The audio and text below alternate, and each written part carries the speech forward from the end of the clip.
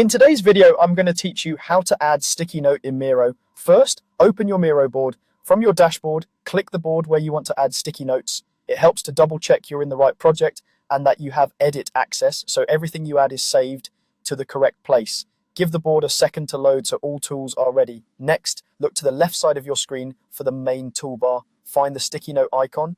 It looks like a small square with a folded corner. Click it to activate the tool. If you prefer keyboard shortcuts, pressing the N key does the same thing and is great for adding multiple notes quickly without moving your mouse back and forth. After selecting the tool, a small menu appears with style options. Choose the color and shape you want for your note. Color coding is a simple way to keep ideas organized by topic, owner, or priority. Don't worry if you're not sure yet, you can change the color or shape later after the note is on the board. Now place your note. Move your cursor to where you want the sticky to go and click once on the canvas. If you're arranging a workshop or brainstorming session, try spacing notes out a bit so they're easy to read. You can always rearrange them as your ideas grow. As soon as the note appears, start typing. Miro automatically puts you into text mode, so there's no extra click required. Keep your message short and clear so the note stays readable at a glance.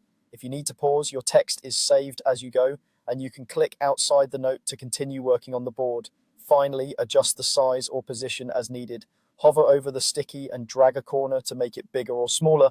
Click and drag the whole note to move it to a different spot. As you move it, smart guides will help you align with other items on the board for a clean layout. You can repeat the process to add more notes.